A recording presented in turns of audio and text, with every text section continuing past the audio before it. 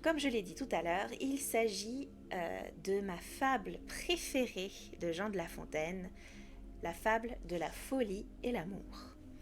Alors, c'est une fable qui est à la fois très très jolie, je trouve, et à la fois très très drôle. En particulier à cause disons de l'attitude du conteur, du poète, par rapport à cette fable. Donc, comme tout à l'heure, dans un premier temps, nous allons lire l'œuvre, et dans un deuxième temps, nous allons faire une petite lecture linéaire. Euh, voilà, donc si vous aimez juste m'écouter parler, enfin m'écouter raconter des histoires, la première partie est faite pour vous. Si vous aimez connaître un petit peu, voir un petit peu l'analyse des textes, restez jusqu'à la fin. Ok, alors, voici donc la fable de la folie et de l'amour. Tout est mystère dans l'amour. Ses flèches, son carquois, son flambeau, son enfance, ce n'est pas l'ouvrage d'un jour que d'épuiser cette science. Je ne prétends donc point tout expliquer ici. Mon but est seulement de dire à ma manière comment l'aveugle que voici, c'est un dieu, comment dis-je, il perdit la lumière. Quelle suite eut ce mal, qui peut être un bien, qui peut-être est un bien, pardon. J'en fais juge un amant et ne décide rien. La folie et l'amour jouaient un jour ensemble. Celui-ci n'était pas encore privé des yeux. Une dispute vint. L'amour veut qu'on assemble là-dessus le conseil des dieux. L'autre n'eut pas la patience.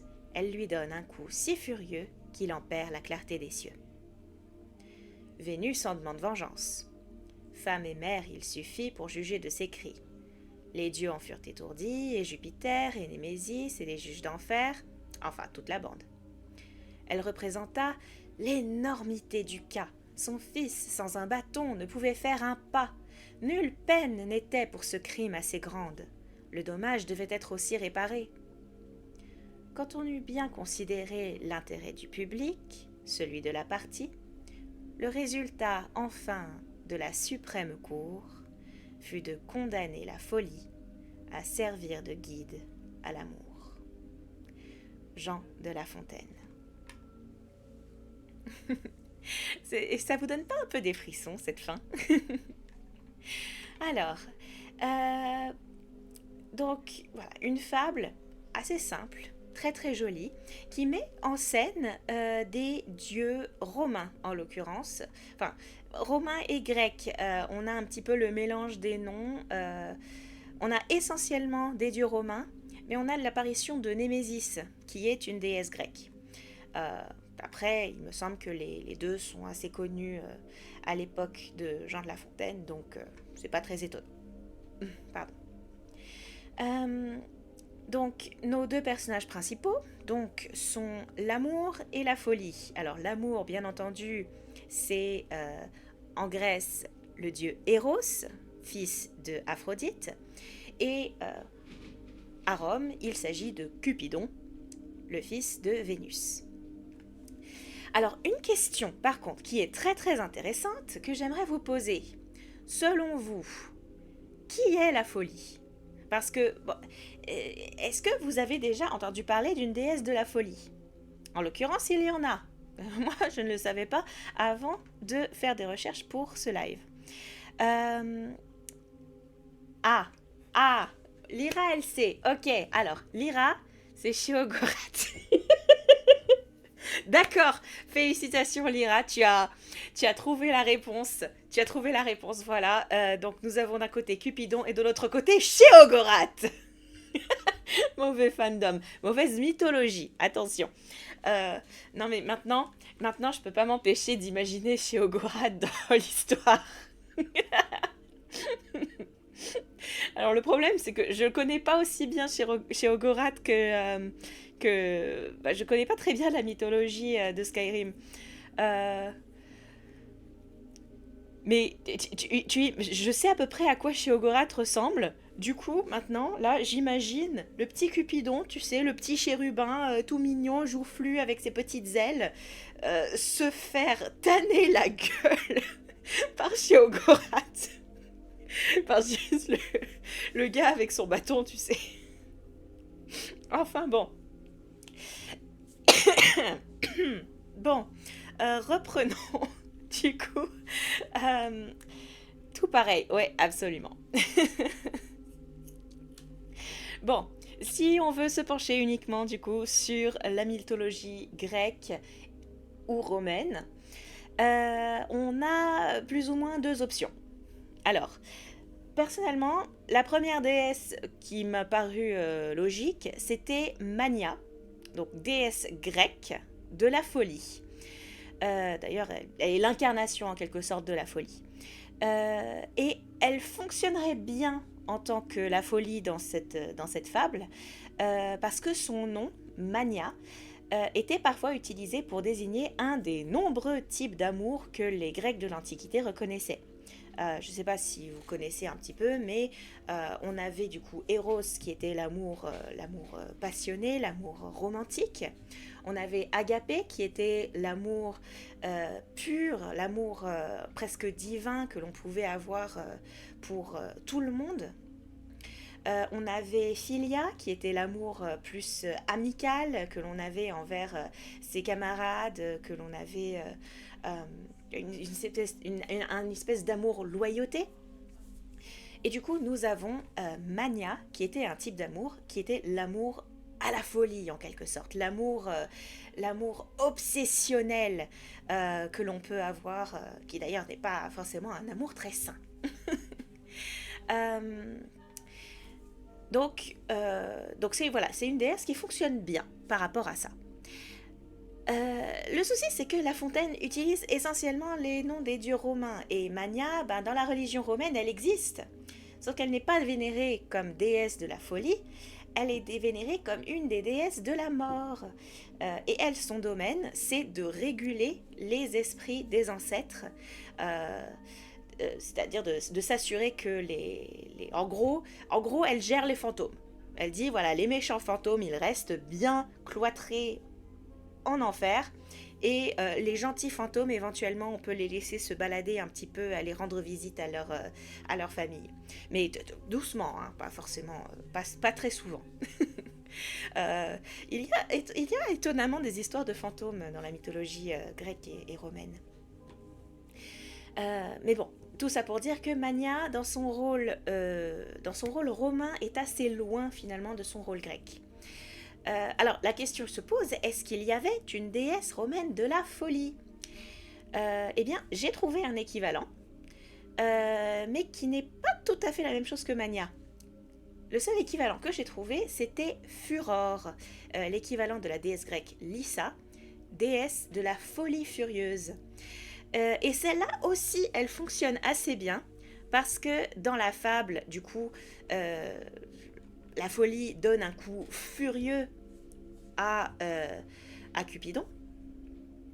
Et Furor, dans les mythes, enfin, Lyssa plus exactement, son pendant grec, est décrite comme une camarade d'Arès, donc le dieu de la guerre.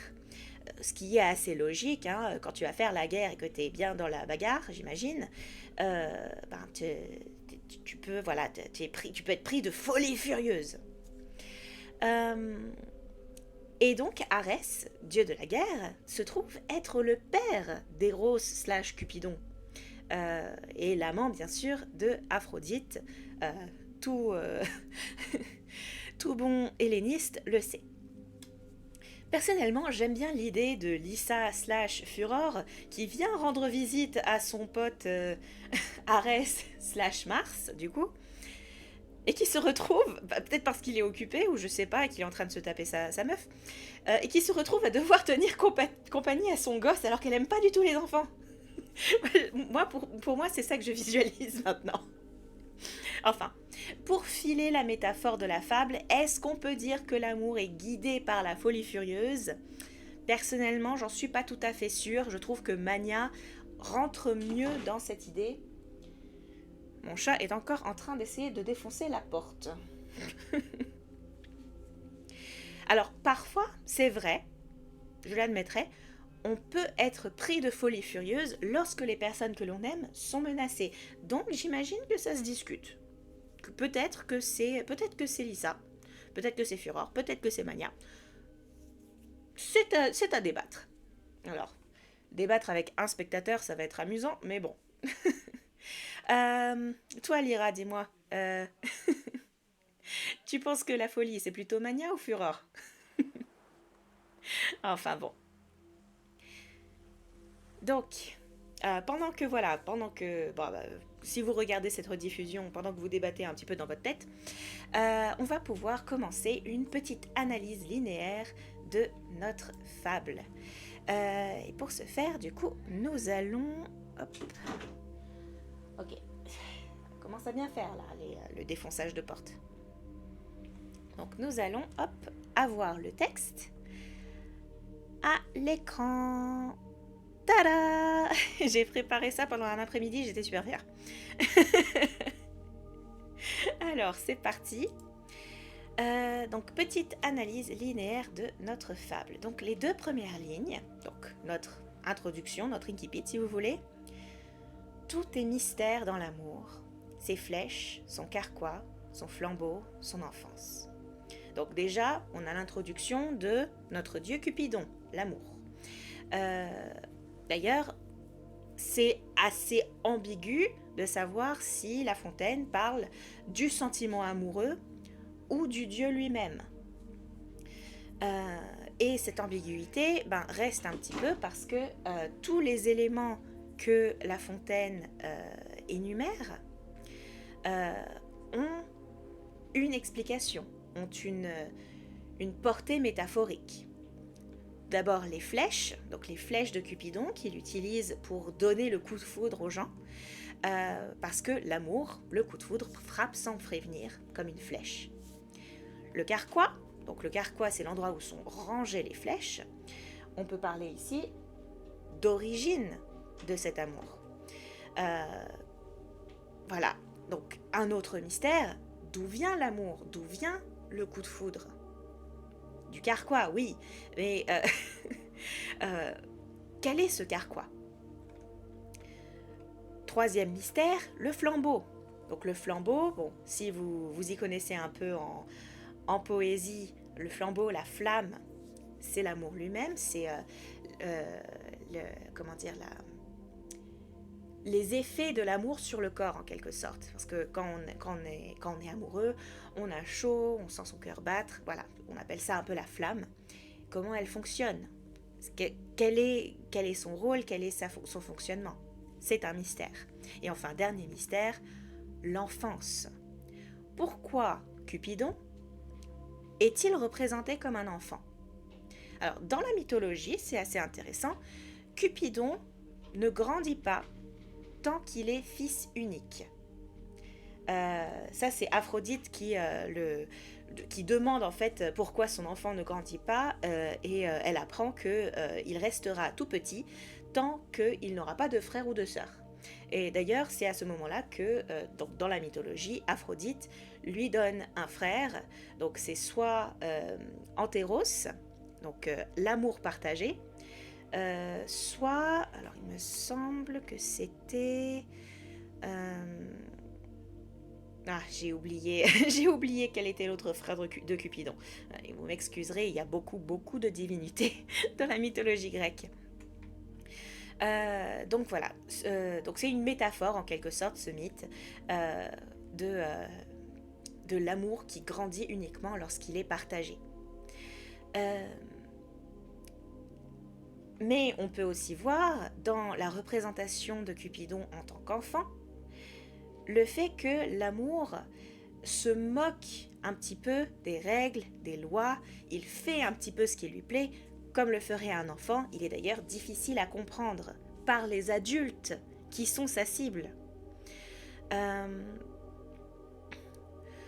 Voilà. Et si on veut parler, de figures de style, on a ici une belle énumération que j'ai déjà mentionnée, qui appuie du coup sur la complexité du sujet, en gros qui nous fait comprendre que comprendre l'amour, étudier l'amour, c'est comprendre ses nombreux aspects. L'amour, c'est pas juste l'amour c'est les flèches, le coup de foudre, le carquois, l'origine de l'amour, le flambeau, les effets de l'amour, l'enfance, le résultat, le comportement causé par l'amour. Voilà, donc ici, on nous dit, voilà, notre personnage principal, notre sujet, ça va être l'amour. Et ce qui est assez intéressant, c'est que La Fontaine se met d'emblée un peu en tant que scientifique. Il nous dit, voilà, voilà notre sujet, il est plein de mystères. D'ailleurs, du coup, il se place en tant que scientifique, ce qui est bien étayé par nos prochaines lignes. Ce n'est pas l'ouvrage d'un jour que d'épuiser cette science. Voilà, on est bien dans la science. La Fontaine, il nous dit, voilà, on va étudier ce que c'est que l'amour. Je ne prétends donc point tout expliquer ici. Le terme expliquer, voilà, c'est pareil. Il se met en observateur, en scientifique. On a une très jolie litote au début. Ce n'est pas l'ouvrage d'un jour. Donc la litote, je rappelle, c'est la figure de style qui consiste à utiliser une négation pour appuyer, pour renforcer quelque chose. Ce n'est pas l'ouvrage d'un jour, donc c'est l'ouvrage de nombreux jours, d'une très très longue période. Et ici, ça insiste sur le temps qu'il faudrait pour comprendre, et donc à nouveau, on renforce la complexité du sujet. La Fontaine, ici, du coup, il se dédouane.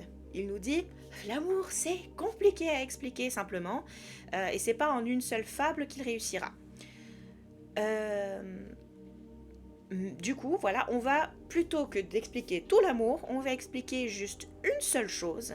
Et qu'est-ce qu'on va expliquer? Ce que l'on a, du coup, dans les prochains vers. Mon but est seulement de dire, à ma manière, comment l'aveugle que voici, c'est un Dieu. Comment dis-je, il perdit la lumière. On va expliquer pourquoi l'amour est aveugle. Pourquoi est-ce qu'il n'y voit rien? Pourquoi est-ce que... donc, vous connaissez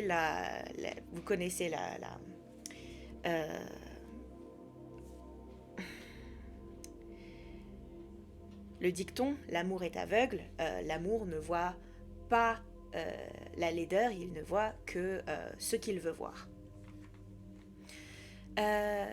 Personnellement, j'aime beaucoup ce passage, parce que La Fontaine a une façon tellement détachée de parler de Cupidon. Mon but est seulement de dire à ma manière comment l'aveugle que voici, c'est un dieu. Comment dit, j'ai perdu la lumière. On dirait qu'il le prend par les épaules pour nous le mettre sous le nez.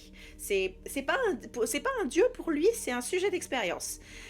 Il mentionne que c'est un dieu, mais il le fait entre parenthèses, en mode « Ah oui, au fait, c'est un dieu ». Et moi, j'adore ça, je trouve ça hilarant.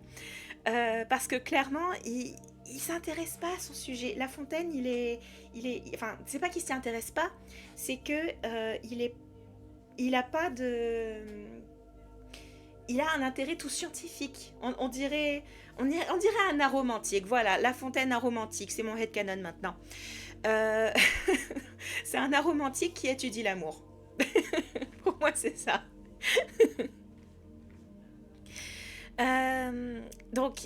Et comment est-ce que, voilà, donc autre chose qui montre qu'il est très détaché, il désigne d'abord Cupidon par son infirmité, le fait qu'il soit aveugle, et après il mentionne que c'est un dieu.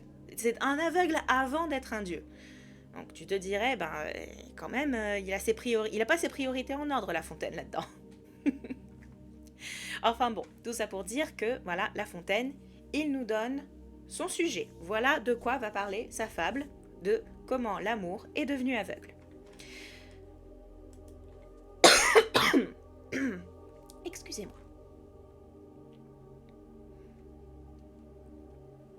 Voilà. Et enfin, dernier vers de cette première partie, de cette introduction. Quelle suite eut ce mal qui peut-être est un bien? J'en fais juge un amant et ne décide rien. Donc, à nouveau, ici, La Fontaine, il se dédouane. Il dit, je m'en lave les mains de ce que vous ferez de ça.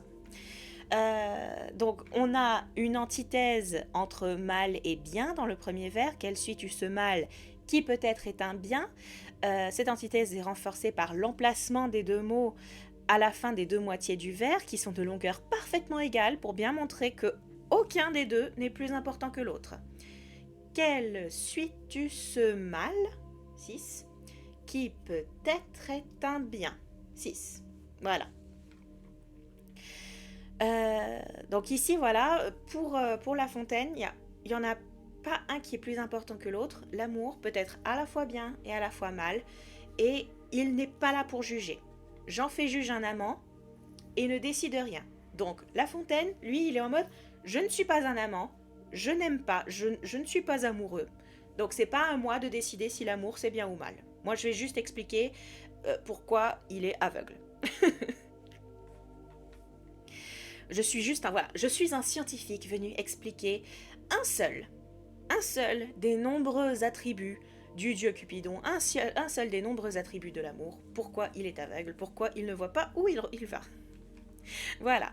Et après cette petite introduction où La Fontaine se sépare complètement de son sujet, bon voilà, on dirait qu'il a les mains levées et qu'il dit voilà, j'explique, je ne m'implique pas. Une fois qu'il a fait ça, nous entrons dans l'histoire, la narration. Et du coup, elle commence comme ça. La folie et l'amour jouaient un jour ensemble. Celui-ci n'était pas encore privé des yeux. Donc, l'histoire commence, on place le décor, c'est classique. Cupidon et donc Mania ou Furor, selon qui vous décidez et représente la folie ici. Ils sont en train de jouer. On peut s'imaginer qu'ils sont en train de jouer, je sais pas moi, dans le jardin de la mère de Cupidon, donc dans le jardin de Vénus.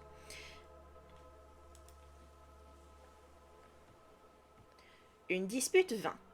L'amour veut qu'on assemble là-dessus le conseil des dieux. Donc, quelle dispute? On sait pas, on s'en fout. Ils peuvent se disputer sur quel jeu on joue ou si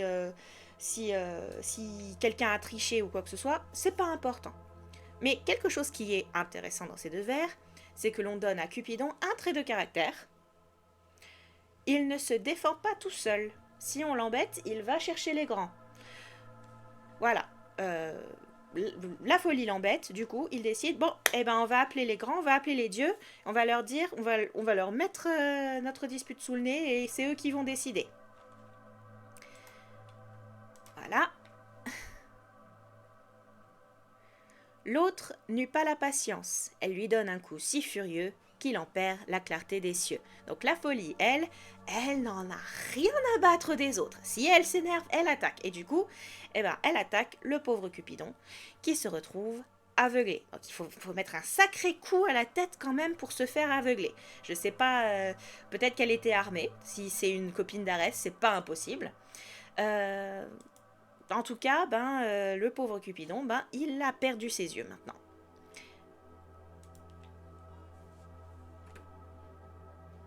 Et du coup, Vénus en demande vengeance. Femme et mère, il suffit pour juger de ses cris.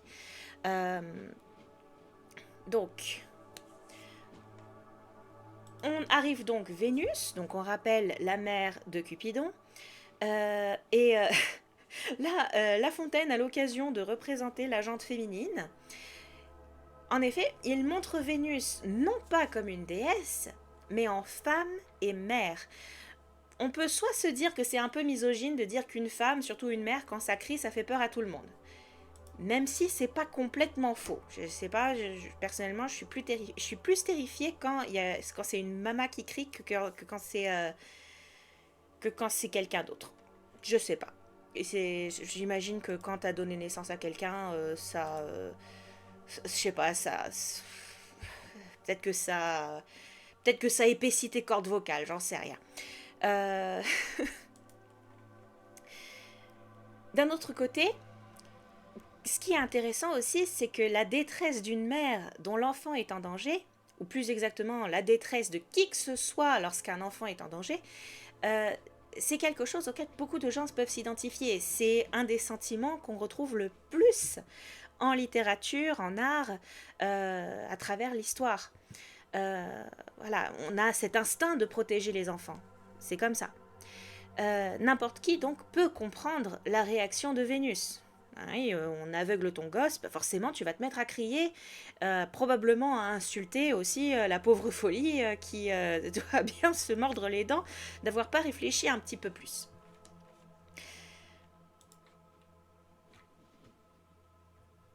Les dieux en furent étourdis, et Jupiter, et Némésis, et les juges d'enfer, enfin toute la bande. Bon, c'est toujours amusant à quel point La Fontaine est détachée en parlant des dieux. Enfin, toute la bande des dieux. Les dieux mentionnés par contre sont intéressants. On commence par Jupiter, roi des dieux, figure d'autorité. Ensuite, on a Némésis, déesse de la colère divine et du châtiment divin, de la vengeance aussi. Donc voilà, c'est clairement quelque chose que Vénus, c'est quelqu'un que Vénus avait envie d'avoir de son côté à ce moment-là, je pense. Et les juges d'enfer, enfin, qui sont donc dans la mythologie grecque, si vous les connaissez, Minos, Éaque et Rhadamante, et dont le rôle est de juger les âmes qui arrivent en Hadès. Donc bien évidemment, ici, on n'a que des dieux avec un rapport avec la justice, et on installe déjà l'idée qu'elle va faire un procès à la folie. Alors fait intéressant, on n'a pas ce terme avant la fin. On n'a pas d'idée de cour suprême avant le troisième vers avant la fin. Le résultat enfin de la suprême cour. Pourtant, rien qu'en énumérant ces dieux-là, on a déjà l'image de Vénus qui assemble le conseil des dieux, qui assemble un procès pour venger son fils. Hop, hop, hop, hop, hop. Voilà. Elle représenta l'énormité du cas. Son fils, sans un bâton, ne pouvait faire un pas. Nulle peine n'était pour ce crime assez grande, le dommage devait être aussi réparé. Donc, ici, ce qui me frappe dans ce passage, c'est l'enchaînement des 2 points. D'habitude, on évite de mettre 2 points après 2 points, parce qu'on l'utilise pour indiquer, voilà une information en lien avec ce que je viens de dire. Par exemple, je ne sais pas si vous avez déjà vu dans un formulaire, information demandée, 2 points, information donnée. Vous voyez, c'est simple. Ici, on a un enchaînement de ces 2 points qui, du coup, pour moi, ça m'évoque un discours dans lequel on enchaîne les parties par des connexions logiques. La Fontaine, bah, il est doué, hein, il sait ce qu'il fait. Hein. Donc, en mettant ces 2 points, qui sont en quelque sorte des connecteurs logiques, on connecte la conséquence à la cause, etc., etc. Ça évoque un discours logique. Le cas, c'est quoi? L'énormité du cas. Le cas, c'est le fait que son fils est aveugle. Il a un bâton, il ne pouvait faire un pas. Conséquence du fait que son fils soit aveugle, il faut châtier la coupable. Mais, conséquence de ce châtiment, ou plus exactement condition de ce châtiment, le dit châtiment doit réparer le dommage. Sauf que là, on a un petit dilemme. Ils ne peuvent pas rendre la vue à Cupidon. C'est peut-être des dieux, mais bon, quand tu te fais aveugler par un dieu, même si toi-même tu es un dieu, j'imagine que c'est foutu. Donc, sachant qu'on est dans le contexte d'un procès, c'est une bonne façon de représenter en fait le plaidoyer en fait de Vénus. Enfin, je ne sais pas si plaidoyer est le bon terme. Le discours de Vénus. Voilà. Et tout ça, bien sûr, au discours indirect libre. Voilà. On n'a pas de guillemets à aucun moment, mais on a une assez bonne idée de ce que le discours de Vénus contenait. Voilà. Et enfin, on entre dans la conclusion. Quand on eut bien considéré l'intérêt du public, celui de la partie, le résultat, enfin, de la suprême cour fut de condamner la folie à servir de guide à l'amour. Donc, une fin très très satisfaisante. On a enfin l'évocation claire du procès, le public, la partie, la suprême cour. Et d'une part, le dommage est compensé. Maintenant, Cupidon a un guide. Mais on a aussi un genre de morale, d'explication. L'amour est aveugle, Mais il n'est pas juste aveugle, il est guidé par la folie. Et c'est pour cela qu'il nous semble n'avoir aucun sens. Voilà. L'explication de La Fontaine est faite. Voilà, donc c'était ma petite lecture linéaire de La folie et l'amour de Jean de La Fontaine. Alors, c'est un peu différent de ce que je fais d'habitude. D'habitude, j'analyse un petit peu moins et je lis un petit peu plus. Mais comme c'était 2 textes très très courts, j'avais envie, voilà, de me replonger un petit peu dans mes vieilles habitudes de prépa et de parler un petit peu, voilà, de ce qu'il y a derrière le texte. J'espère que cela vous a plu. Si oui, que vous regardez et que vous regardez voilà la rediffusion de ce live, n'hésitez pas à me le dire, ça me ferait plaisir. Si ça ne vous plaît pas, tant pis, hein, on refera pas un format comme ça. J'espère en tout cas que ça vous a intéressé. Je vais faire des lives un petit peu plus souvent à partir de la semaine prochaine et on reprendra du coup samedi prochain les lectures avec quelque chose d'un petit peu moins pointu, on va dire. La semaine prochaine, nous allons donc reprendre les nouveaux contes de fées de la comtesse de Ségur avec la lecture de Le Bon Petit Henri. Voilà, le 2e conte du recueil. Voilà. Et du coup, pour mes... voilà, si vous regardez et que vous avez envie de savoir, mercredi prochain, je vais commencer un petit concept un petit peu différent. Plutôt que de lire un classique, je vais voir pour lire une fanfiction. Et en l'occurrence, je vais commencer par une fanfiction très très connue dans le fandom de Hetalia, qui est la fanfiction Of Widdowson Sweetheart, écrite par Georges Devalier, dont l'original malheureusement a été supprimé, mais qui a été reproduit tellement de fois que c'est pas difficile du tout de la trouver. Et du coup, qui a été traduite en français par votre serviteur. Bien, je pense que c'est à peu près tout. J'espère que voilà, ce live vous a plu et je vous verrai à très bientôt. Au revoir.